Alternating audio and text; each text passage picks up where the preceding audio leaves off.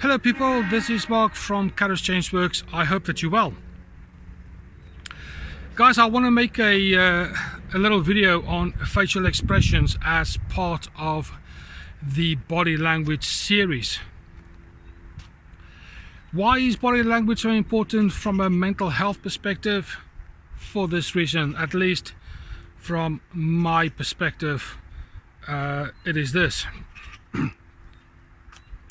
In relationships, you tend to have a little bit of friction. There's always a clash of personalities or a clash of opinions, a clash of perspective, or whatever the case might be. But generally speaking, you will find a little bit of friction somewhere. It is the nature of relationships. So why body language? Simply this. We all have expressions that we use from a facial particular point of view. And if you can read these things as far as the facial expression goes, chances are that the impact of this friction and miscommunication and confusion will be eliminated, because you can see what the other person is trying to say. So there are quite a number of facial expressions. So I've chosen facial expressions as a starter. I'm going to look at hands and arms, legs, the way we sit, stand, and so on, all as part of it. And I'm going to talk about eye movements also.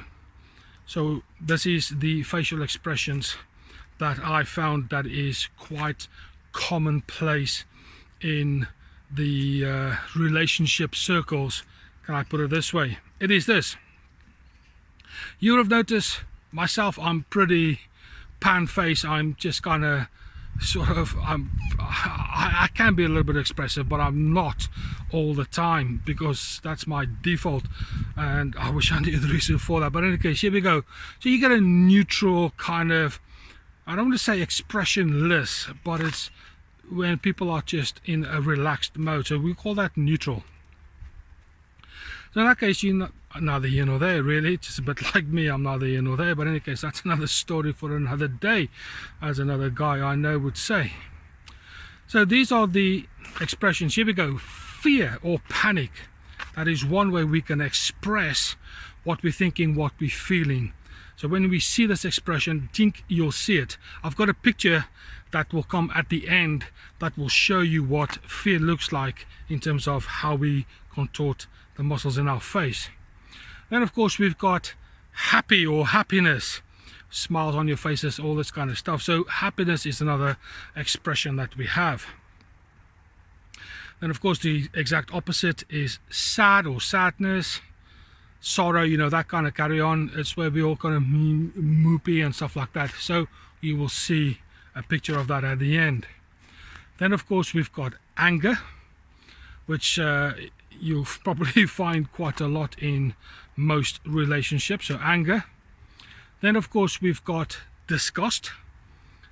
That is another one. And then the final one that looks very, very similar to anger, but it is on a higher level, which is contempt. Now this is the thing with these particular lists, shall we say, that the face is generally speaking symmetrical, except for contempt. Contempt is where one side of the face is normally either higher than the other one because of contempt. It's this anti kind of expression. These are the fundamental ones, I would say, that we need to kind of grip ourselves in terms of our knowledge. We need to become aware and comfortable with spotting these things. Hence the picture at the end of the video. So you can, when you familiarize yourself, so when you see someone with a smile on their face and then they come on and to do this little one side facial expression, you know that the smile is a lie. It is more contempt that they're trying to express, and so on and so on. So I hear you ask in the far distance. Mark, why are you talking about body language? The simple answer is between 50 and 65%, if depending on which school you go to, will tell you that most of our communication is non-verbal. Some say 50, some say 55. Other people that I've heard trained say up to 65% of our communication is non-verbal. And then of course you've got the actual language, the words we say, and then you've got tonality and pitch, tempo and such like, and they all come in their little subcategories. But this is a fact, regardless of where you go, the bulk of our communication is non-verbal, and that's the reason why I'm including it in this channel, because when we can identify what people are saying non-verbally, then we can do something about the relationships that we're involved in. Either be very supportive from a sad or unhappy kind of point of view. When there's anger, contempt, that disgust, you can change your role criteria somewhat to become a little bit more supportive and understanding. And of course, when you see happiness and gladness, you can join in the party.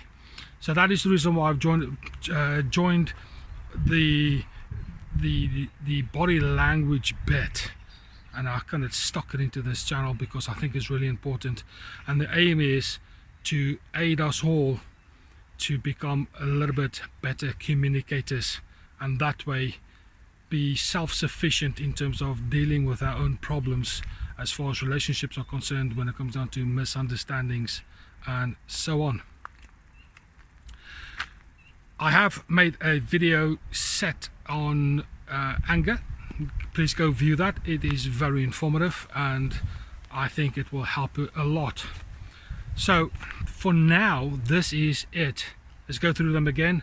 Neutral, fear, happy, sad, anger, disgust, and then contempt. Them are the basic ones. Become familiar. It will do you the world of good. If you like this little video, please like, subscribe, share, comment, hit the bell if you haven't done so before, and spread the word.